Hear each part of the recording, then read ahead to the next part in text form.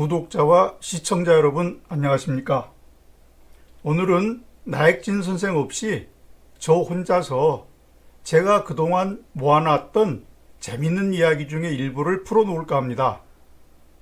오늘 하고 싶은 이야기는 다이아몬드에 대한 이야기인데요. 그중 특히 호프 다이아몬드에 얽힌 이야기가 많아서 이 이야기를 중심으로 해서 이야기를 하고자 합니다.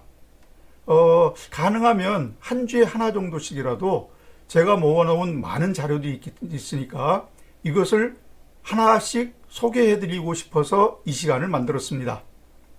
자, 호프 다이아몬드, 원래 유명한 다이아몬드고 이 이야기의 뒷이야기들이 워낙 많아서 일단 오늘은 일부만 말씀드리고 2부는 다음 주에 끝맺음을 하도록 하겠습니다. 자, 이 재앙의 기원은 최초의 전설은 이렇습니다. 인도 남서부에서 커다랗고 아름다운 사파이어색의 다이아몬드가 발견되는데요. 인도인들은 이 돌의 표면을 연마해서 자신들이 숭배하던 힌두교 여신상의 눈에 띄었다고 합니다. 그런데 브라만교의 승려가 이것을 훔쳐가 버리자 여신은 노해서 자신의 눈을 보석으로 몸에 지니는 사람은 아군을 만나게 되리라 라고 저주했다고 합니다. 이게 최초의 전설이고요. 또 다른 전설이 있습니다.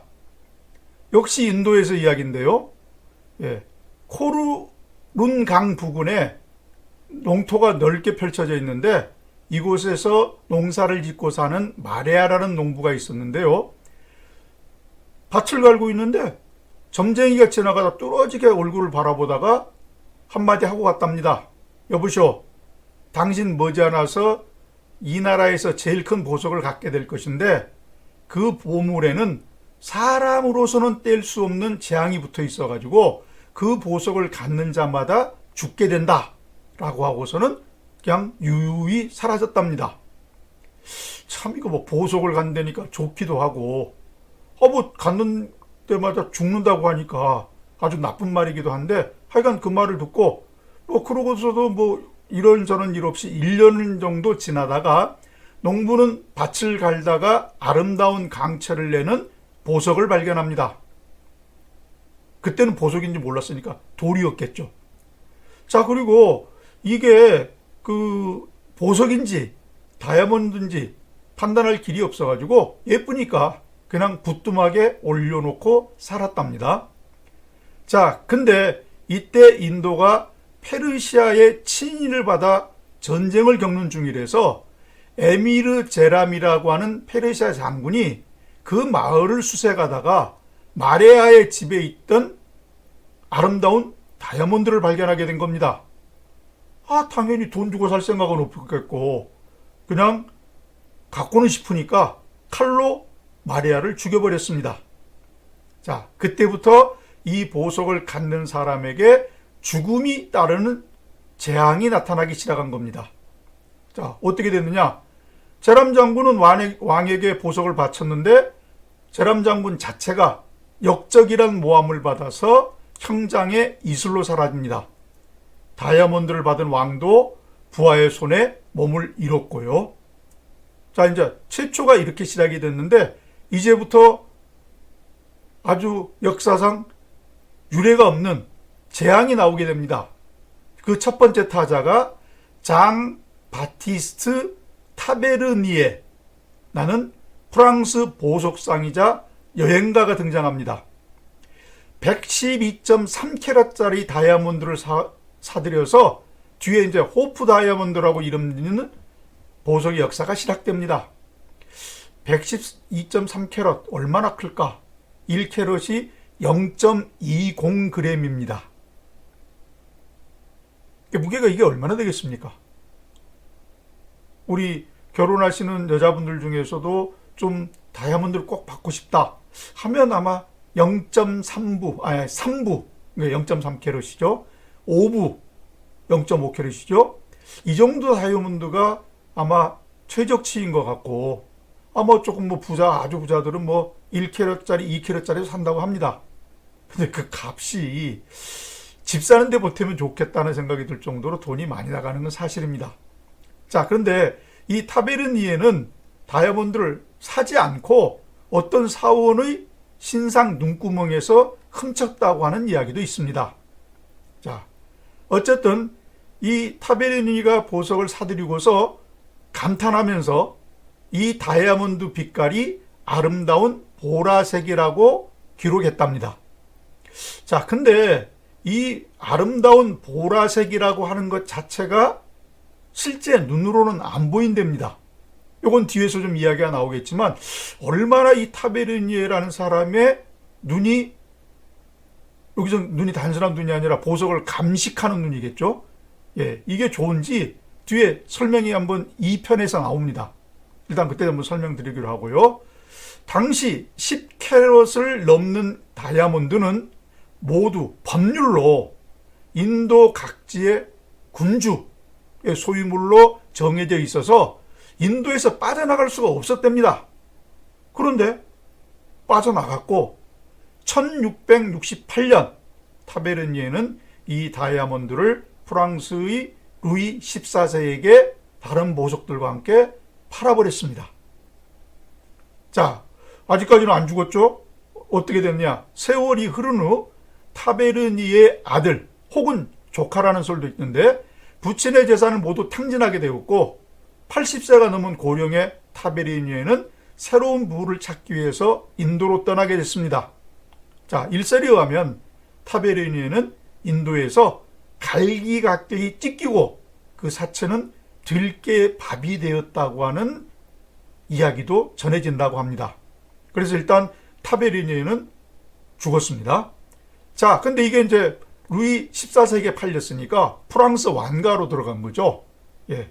그래서 이 루이 14세는 이 다이아몬드를 왕실 세공사에게 명령해서 하트형으로 재커팅하도록 했답니다.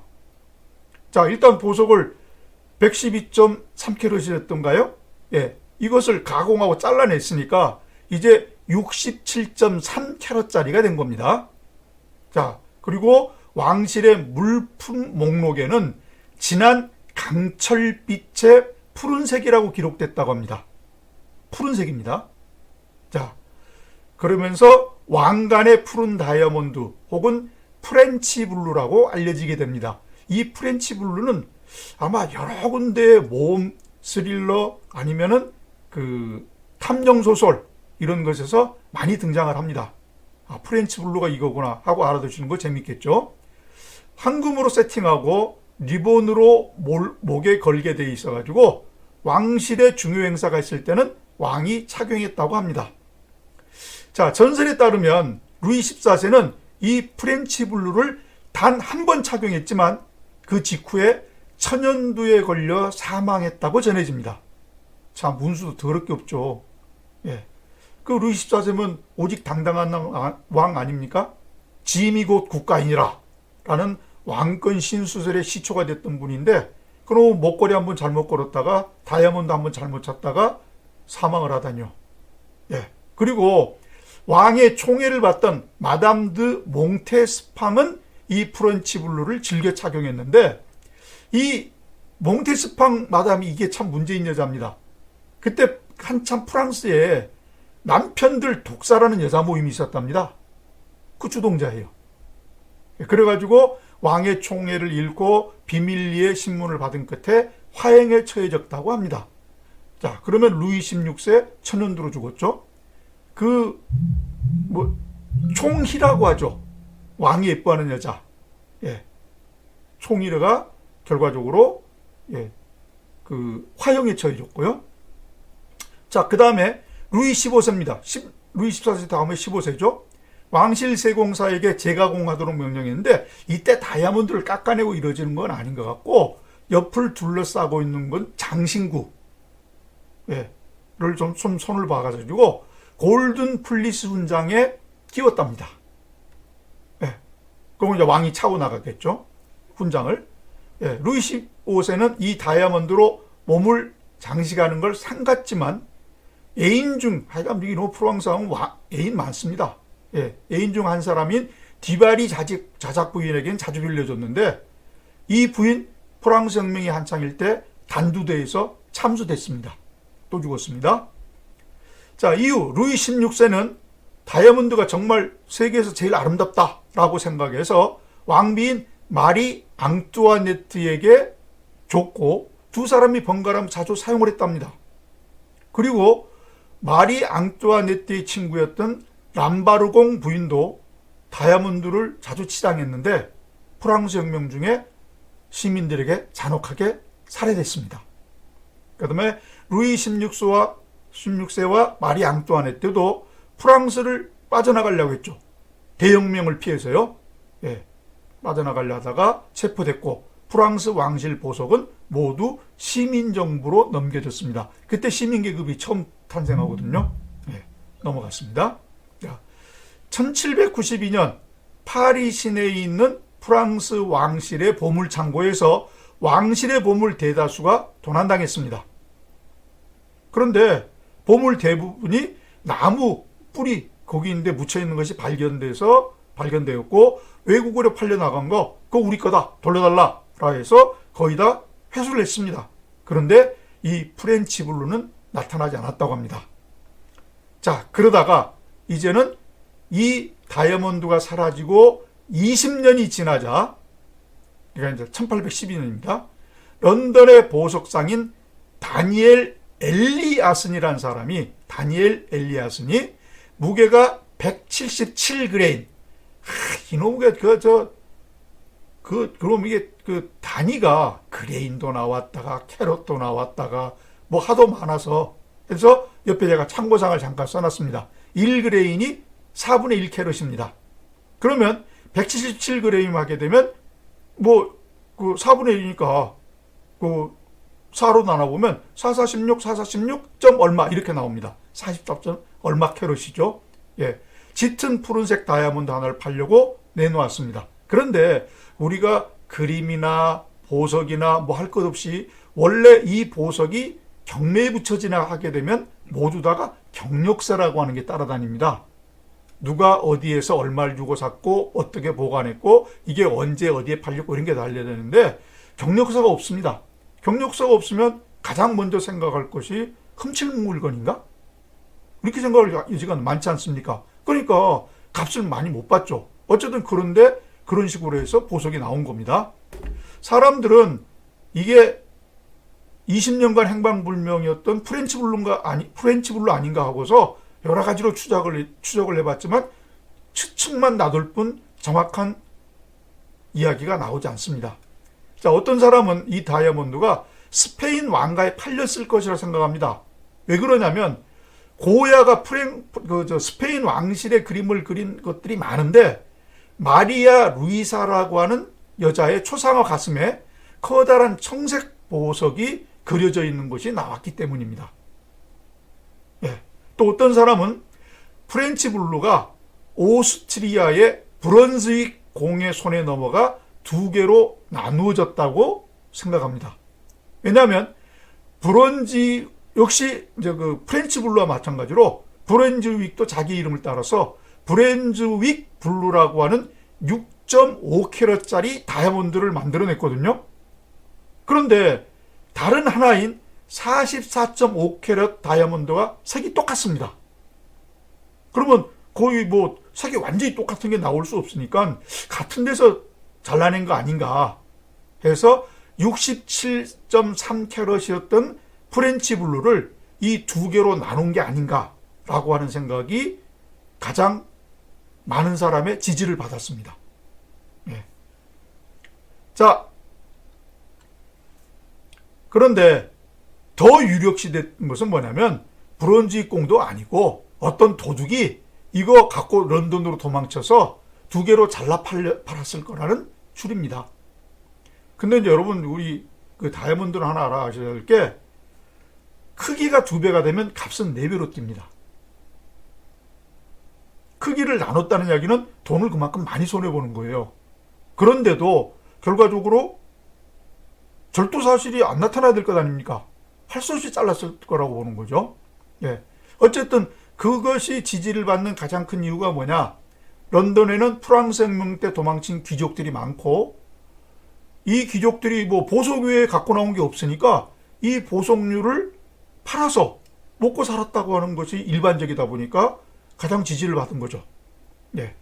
자, 어쨌든 이렇게 진짜 흐지부지 넘어갔다가 1830년 런던 시장에서 9만 달러의 가격으로 영국의 대은행가 헨리 필립 호프에게 판매됩니다. 자, 이때부터 이제 개인이 소장한 거니까 호프 다이아몬드라는 이름이 붙게 되고, 그로부터 약 70년간 호프가의 보석 컬렉션 중에 일부가 됩니다. 자, 이렇게 가지고서 그냥 잘 가면 좋은데, 이 호프가에도 비극이 찾아옵니다. 이 헨리 호프라는 사람이 수많은 소송을 당합니다. 소송당하고 일단 뭐 방어하고 어쩌고 하면 돈 들어가는 거죠. 1839년에 사망했습니다. 자, 그러자 이제 조카가 이것을 물려받았는데, 예. 그리고 이제 이 조카에서 그 조카의 손자에게 가겠는데, 이 사람이 프랜시스 호프경입니다. 이 사람이 손에 들어갔는데, 몇 가지 재정상의 큰 문제에 부딪히게 됐고, 그 원인은 도박입니다. 빚을 많이 졌죠. 예. 그게 이제 첫 번째 문제고, 두 번째는 뭐냐? 이 호프경의 첫 번째 부인이 미국의 여배우였던 메이 요의 양인데, 이 사람은 다이아몬드를 자주 몸에 지녔답니다. 그리고 어쨌든 여배우다 보니까 후에 다시 무대로 돌아가려고 재기를 시도했지만 실패했습니다. 그리고 딴 남자하고 눈이 맞아서 도망갔습니다. 예. 그래서 평소 이 다이아몬드의 소유자에게 재앙이 닥치리라 라는 것을 철석같이 믿던 그녀는 정말 조심조심하며 살다 보니까 어떻게 됐냐? 일주일에 16.5달러 밖에 주지 않는 실업 대책 사업 일을 하다가, 그러다 보니까 돈이 없으니까 절망적인 삶을 살 수밖에 없죠.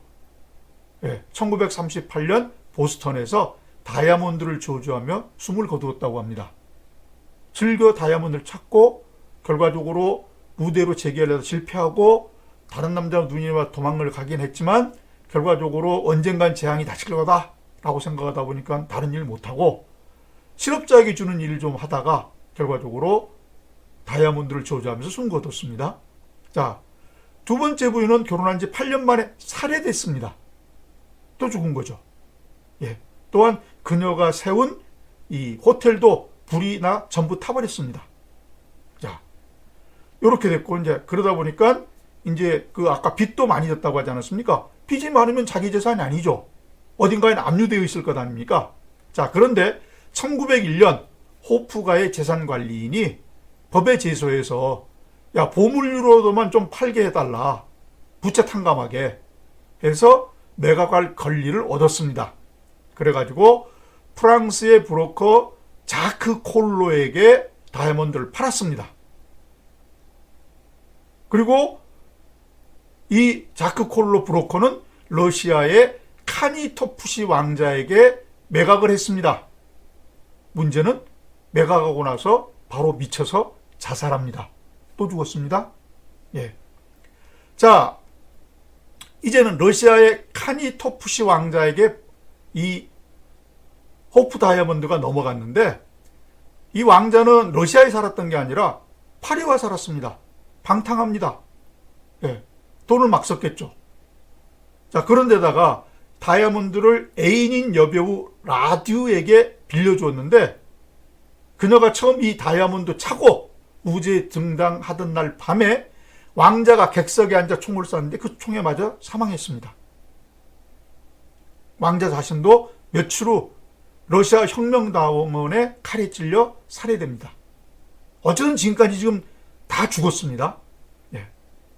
자, 그리고 이집트의 상인 하비브 베이라는 사람이 이 다이아몬드를 사게 됐는데, 전 가족과 함께 싱가포르 앞바다에서 기선 충돌로 사망했습니다. 자, 그러면 많은 사람들이 이 기선 충돌로 사망했을 때 아마 다이아몬드를 소지하고 있었으니까 바다에 빠져서 결과적으로 영영 없어진 것 아니냐. 그런데 그렇게 되지 않고 나중에 그리스의 브로커인 시몬 만다리데스에게 팔았다는 것이 판명됩니다. 그리고 이 만다리데스는 1908년 저주받은 압둘로 알려진 터키의 술탄 압둘 하미드 2세에게 판매합니다. 일단 넘겼습니다. 그러면 재앙이 없어야 되는데 만다리데스는 이후에 가족과 함께 드라이브 하던 중 절벽으로 차가 굴러 사망하고 맙니다. 또 죽었습니다.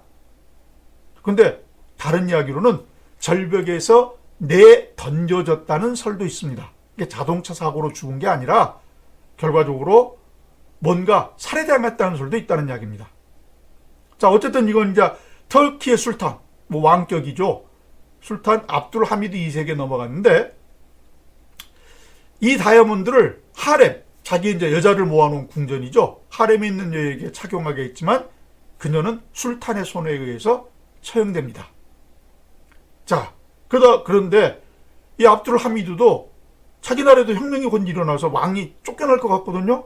그러다 보니까 자기의 재산 일부를 파리로 옮기고 자기도 나중에 이주하려고 생각합니다. 그래서 자신이 가장 신뢰하는 신하와 짜고 호프 다이아몬드를 포함한 몇 개의 커다란 보석을 외국으로 반출하려고 합니다. 자, 그런데 믿을 것도 믿을 것죠. 손에 지금 같으면 수백억의 보석이 들고 이게 지 손에 있는데 가다가 슬그머니 이 청년이 사라져버립니다. 도망쳐버립니다.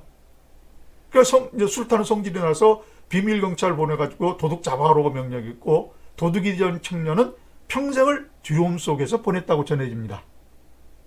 죽었는지 안 죽었는지 아직 모릅니다. 술탄 압둘 하미드는 1909년 터키군의 젊은 장교들이 일으킨 혁명으로 왕위에서 쫓겨나 국외로 추방됩니다. 그것 때문에 바로 죽었다는 이야기는 없어요. 술탄은 40만 달러나 주고 이 호프 다이아몬드를 샀답니다. 그런데 자기는 국외로 추방되고 남이 보석은 가져가 버리고 그러다 보니까 나중에 이 호프 다이아몬드가 매가 됐을 때 그거 내 거였다 주장도 할 수가 없고 결과적으로 한 푼도 손에 쥐지 못했습니다. 자, 그래서 어쨌든 이제 보석이 나중에 또 이제 팔리는데 뉴욕의 조셉 프랭클스 앤드 선스사에 팔려나갔고 그들에게 현금이 필요할 때까지 이 조셉 프랭클스 앤드 선스사라고 하는 이 회사가 보관을 하고 있었습니다. 그 후에 셀림 하비브라는 사람에게 팔렸고 이게 나중에 경매에 붙여지게 됩니다. 근데 경매에서 낙찰이 안 됐어요.